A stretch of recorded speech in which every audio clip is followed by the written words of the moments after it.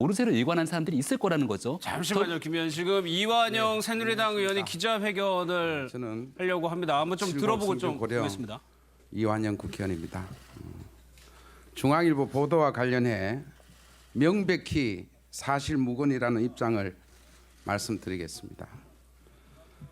저는 국정조사에서 박헌영 과장이 위정을 하도록 부탁을 하거나 지시한 적이 전혀 없습니다.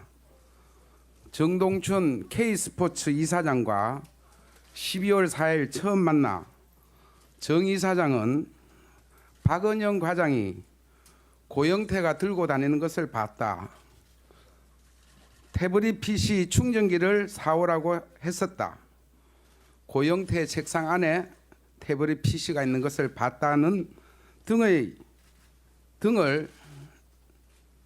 전해 들은 것을 저한테 말해 주었습니다.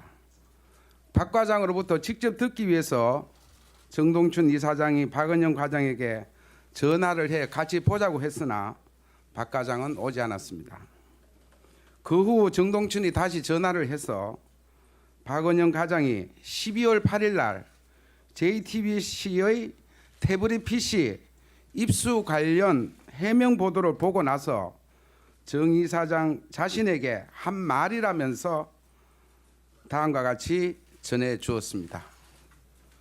더 블루케이 사무실을 세놓고 있는 상태에서 출입문을 번호키로 잠가 놓고 있었는데 JTBC 기자가 찾아와 관리인이 문을 열어주고 태블릿 PC를 가져간 것이라고 해명한 것을 들었습니다. 이미 충전기를 사오라고 했고 고영태 책상에 있는 것을 봤기 때문에 이는 사실상 절도에 가까운 거 아닌가, 또 언론기관의 보도윤리 문제가 아닌가 하는 말을 했습니다. 위에 언급된 정 이사장의 말을 직접 확인하기 위해서 다음날 아침에 정 이사장을 직접 만나 재확인했습니다. 정 이사장은 전날 제게 말해준 내용과 동일하게 진술하고 사실이 그렇다 하더라도 국회의원이 전해 들은 말을 언론에 공개하는 것은 적절치 않으니 박헌영 과장과 상의해 박 과장이 언론에 직접 해야지 국회의원이 언급하는 것은 적절치 않다는 취지의 말을 하고 돌려보냈습니다. 본 의원은 정 이사장이 전해준 말을 확인하려 했으나 박헌영 과장이 직접 만나주지 않은 점을 보고 신빙성이 없다고 보고 질의 준비조차도 하지 않았습니다. 본 의원이 박헌영 과장에게 위정하라고 했다면 12월 13일 박헌영 정인에게 왜 그런 똑같은 내용의 질문을 하지 않았겠습니까? 그리고 박헌영 과장이 태블릿 PC는 최순실 거라고 정언한 것을 보더라도 사실이 아님을 여러분은 아실 겁니다. 국정조사를 하는 국회의원들이 기관 및 정인, 참고인 등과 청문회 전에 만나 의혹을 확인하고 사실관계를 파악하는 것은 여야 의원 구분 없이 이루어지는 일반적인 국정조사의 일환입니다. 제보에 따르면 민주당의 피의원이 여의도에 있는 한정식 집에서 고영태 정인과 12월 12일 두 차례 장시간 만나는 것도 있었다고 합니다. 이런 것을 두고 정인 위정교사로 몰아가며 사실을 왜곡하고 음해해서는 안 될 것입니다. 이 엄정한 국정조사에 특정 세력이 여당 죽이기에 나선 것은 아닌지 심히 의심스럽습니다. 박헌영 과장에게 위정하라고 한 적은 전혀 없었다는 점을 국회의원직을 걸고 다시 한번 말씀을 드립니다. 22일이면 누가 거짓인지 누가 진실인지 밝혀질 것입니다. 또한 위정교사와 관련하여 모든 법적 조치를 검토하고 있다는 것을 알려드립니다. 이상입니다.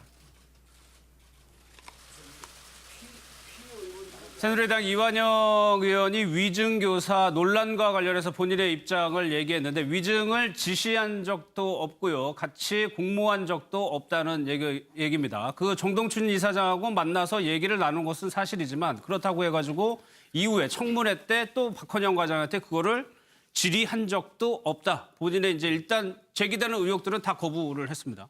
가장 핵심으로 제기됐던 의혹은 위증을 시켰다. 그러니까 예. 짜고 친 고스톱처럼 실질적으로 그 질문을 하는 국회의원과 증인이 말 맞춰갖고서는 청문회 과정을 농락했다라는 식의 이제 보도들이 나왔던 예. 거거든요. 거기에 대해서 본인이 증인으로 볼 수 있는 주요 핵심 증인인 사람 정동춘 이사장을 만난 건 사실이나 그 만난 과정 속에서 뭔가 나름대로의 모의 과정은 없었다라고 아마 해명을 하는 것 같아요. 근데 저는 예. 강하게 좀 지적하고 싶은 부분 중에 하나가 청문회 과정에서 핵심 증인이라고 하는 사람을 왜 국회의원이 사적인 자리에서 미리 만날 이유가 있는지에 대해서 좀 반문하고 싶은 거거든요. 예. 특히나 정동춘 이사장 같은 경우는 이번 최순실 사건의 핵심 조연 중에 한 명이기 때문에 예. 그 사람의 입을 통해서 얻어내야 될 부분들이 많은데 그걸 미리 사적인 과정에서 만났다라고 하는 부분들은 청문회 자리에서 증인 채택 과정에서 얼마든지 질의 과정을 거칠 수 있는 건데 예. 누가 보든지 간에 비공개로 만난 부분은 석연찮은 과정이 생기는 거잖아요.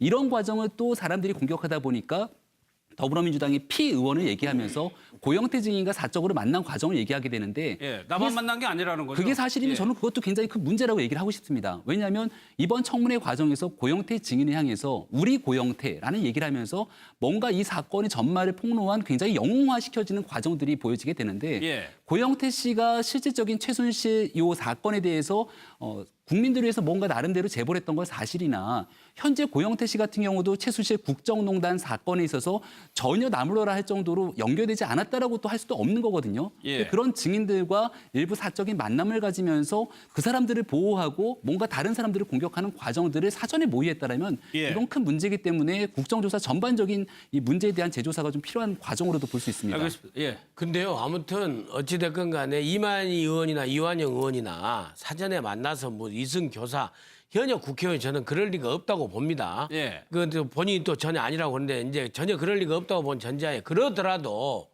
왜 이런 시기에 아니 정동춘 전 이사장은 누가 봐도 최순실 사람 아닙니까? 예. 최순실 씨 사람을 만나서 최순실 씨 사람한테 유리한 증언을 국정조사 청문회가 굴러가도록 저 사람들이 얼마든지 계획을 짜고 예. 박영선 의원이 다 그 계획표까지 공개했지 않습니까?